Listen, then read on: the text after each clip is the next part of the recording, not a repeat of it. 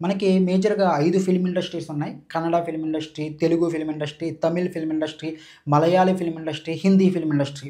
ఇందులో నాకు మిగతా 4 ఫిల్మ్ ఇండస్ట్రీస్ గురించి బాగానే తెలుసు. అందులో ఉన్న టెక్నీషియన్‌లు, డైరెక్టర్లు, హీరోల గురించి తెలుసు గానీ, కన్నడ ఫిల్మ్ ఇండస్ట్రీ గురించి నాకు తెలుసు. అది అసలు కొంతకాలం ఒక 10 ఏళ్ల క్రితం వరకు కూడా కన్నడ ఫిల్మ్ ఇండస్ట్రీ అనేది ఒకటుంటుందని, అందులో కూడా చాలా పెద్ద పెద్ద హిట్‌లొస్తాయని, అక్కడ కూడా చాలా పెద్ద సూపర్ స్టార్‌లుంటారని అనే విషయం కూడా నాకు తెలీదు. తర్వాత చాలా కాలానికి కన్నడ ఫిల్మ్ ఇండస్ట్రీ గురించి తెలిసిన తర్వాత కూడా అందులో 'ఉపేంద్ర' లాంటి అతి కొద్ది మంది మన తెలుగులో సక్సెస్ అయిన హీరోల గురించి తప్ప ఇంక ఎవ్వరి గురించి తెలీదు అందులో. Even 'KGF' first part audio లాంచ్‌లో రాజమౌళి గారు యష్ గురించి చాలా గొప్పగా చెప్తుంటే, ఇంత పెద్ద స్టార్ అంటున్నారేంటి? ఇంత పెద్ద సూపర్ స్టార్ అంటున్నారు. ఇతని గురించి నేనెప్పుడు వినలేదే.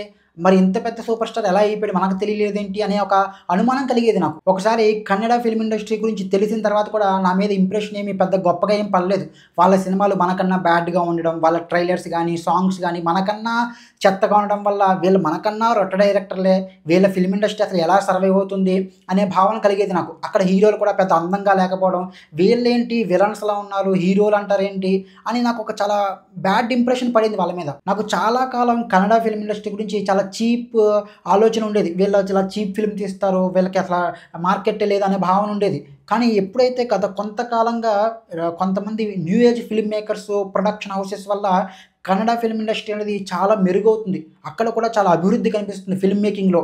Especially Shetty brothers, Raj B Shetty, Rishab Shetty, Rakshit Shetty, Prashanth Neel and Hombale film company యొక్క ప్రొడక్షన్ కంపెనీ, ఇలాంటి వాళ్ళ వల్ల 'కాంతార', 'కేజీఎఫ్' ఇలాంటి మంచి మంచి సినిమాలు, రీసెంట్‌గా 'మహావతార్ నరసింహ' లాంటి సినిమాలు కూడా పెద్ద హిట్లు అవుతున్నాయి వాళ్ళు తీసే సినిమాలు. హిట్, ఫ్లాప్ దాన్ని పక్కన పెట్టేస్తే వాళ్ళలో ఒక జెన్యూనిటీ కనిపిస్తుంది. ఒక ఫిల్మ్ మేకింగ్ కనిపిస్తుంది. క్రాఫ్ట్‌మెన్‌షిప్ కనిపిస్తుంది. అండ్ వాళ్ళ కల్చర్‌ని వాళ్ళు రిప్రజెంట్ చేస్తున్నారు. వాళ్ళ కల్చర్‌ని చెప్పే ప్రయత్నం చేస్తున్నారు. అండ్ వాటన్నిటికన్నా ముఖ్యమైన విషయం ఏంటంటే యూనివర్సల్ అప్పీల్ ఉంటుంది.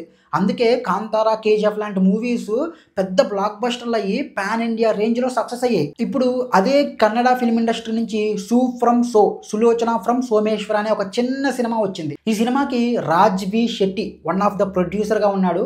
ఈ సినిమాను చూస్తే నాకు అనిపించింది ఏంటంటే, మన వాళ్ళు ఈ సినిమాను చూసి ఎంతో నేర్చుకోవాలి అనిపించింది. ఎందుకంటే మన వాళ్ళు చేస్తున్న తప్పేంటంటే రూట్స్‌ని వదిలేస్తున్నారు. రూట్స్ అనేది మనకు తెలియట్లేదు. మన వాళ్ళు మన కల్చర్ యొక్క రూట్స్‌ని పట్టుకోవడంలో కంప్లీట్ ఫెయిల్ అయిపోవడంలో నాకు ఎలాంటి సందేహం లేదు. అసలు అంటే రూట్స్ పక్కన పెట్టేయండి, కల్చర్‌ని పక్కన పెట్టేయండి. అసలు మన వాళ్ళు మన పెద్ద హీరో గాని, చిన్న హీరో గాని ఎప్పుడైనా ఒక బజ్జీల బండి దగ్గర ఒక బజ్జీ తినడం మనకు సినిమాలో కనిపిస్తదా? ఒక చిన్న హీరో, ఒక సెకండ్ టైర్ హీరో అయినా సరే బండి నడిపితే ఒక బిఎండబ్ల్యూ, ఒక పెద్ద బండే ఉండాలి. ఒక స్ప్లెండరో నడుపుతున్నట్టు ఒక సీన్ ఉంటదా?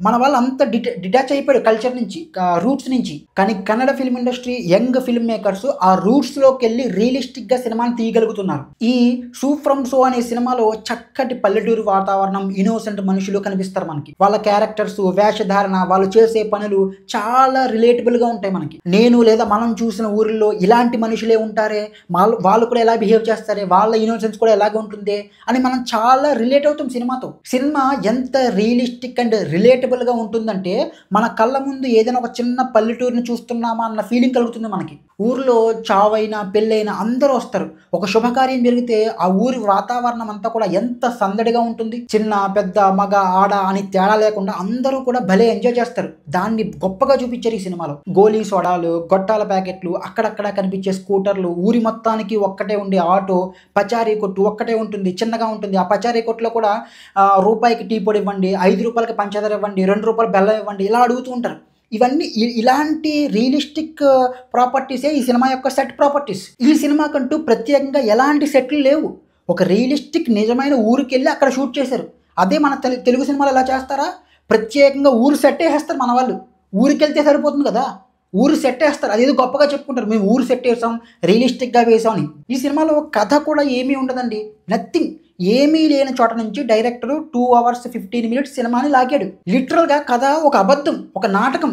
అలాంటి అబద్ధం నుంచి కూడా ఒక మంచి చేయొచ్చు అని చూపించాడు క్లైమాక్స్‌లో డైరెక్టర్. ఈ సినిమాలో జెన్యూన్ కామెడీ ఉంటుందండి. మీరు ఏ భాష వారైనా సరే నవ్వుకుంటారు. ఎందుకంటే సినిమాలో సిట్యుయేషనల్ కామెడీ ఉంటుంది. అది మీకు అర్థమైపోతుంది. భాష అక్కర్లేదు. అలాగని మన తెలుగు సినిమాలలాగా కమెడియన్స్ వచ్చి ఇప్పుడు నేను కామెడీ చేస్తా మీరు నవ్వండి అని ఏమి ఉండదు.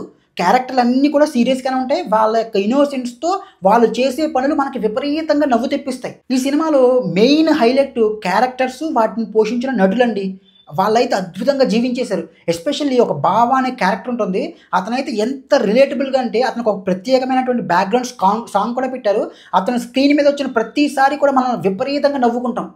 ఇద్దరు మాత్రమే ఈ సినిమాలో కాస్టింగ్ పర్ఫెక్ట్‌గా సెట్ అవ్వలేదేమో అనిపించింది. వాళ్ళ పాత్రలు ఇంకా మంచి వాళ్ళు చేస్తే బాగుండేమో అనిపించింది. వాళ్ళలో ఒకడు డైరెక్టర్ కమ్ హీరో. ఈ సినిమాలో డైరెక్టర్, హీరో ఒకటే చేశారు. అతని పేరు జేపీ తుమినాథ్. డైరెక్టర్‌గా ఒక మంచి ప్రతిభని కనబరిచిన ఆయన యాజ్ ఎ యాక్టర్‌గా మాత్రం చాలా ఆఫ్‌గా అనిపించాడు. ఆ పాత్రకి సెట్ అవ్వలేదు. ఎందుకంటే ఈ సినిమాలో ఈ పాత్ర చాలా ఇంపార్టెంట్ పాత్ర. క్లైమాక్స్‌లో చాలా ఎమోషనల్ సీన్స్ ఉంటాయి. ప్రీ క్లైమాక్స్‌లో కూడా. అలాంటి పాత్రను ఆయన సరిగ్గా నటించలేకపోయాడు. ఇంకా రెండోది రాజ్ బి శెట్టి.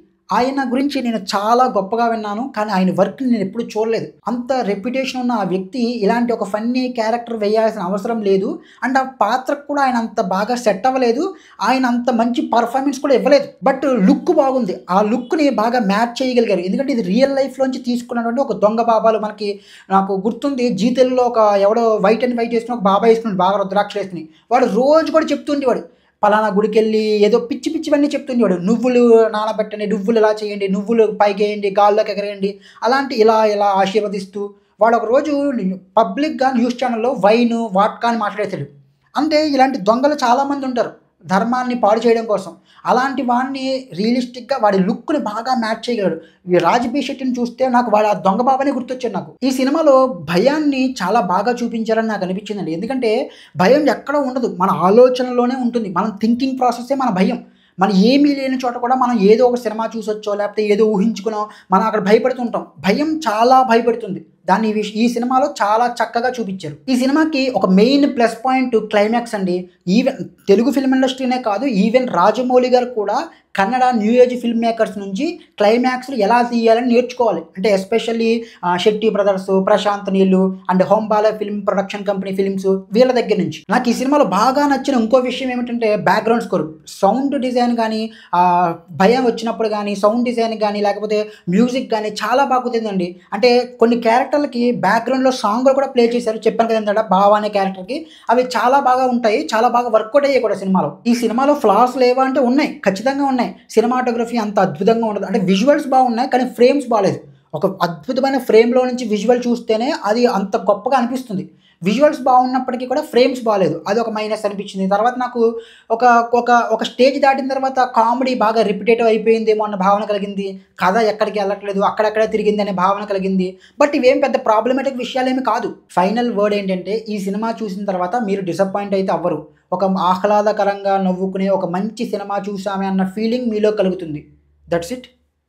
జై హింద్.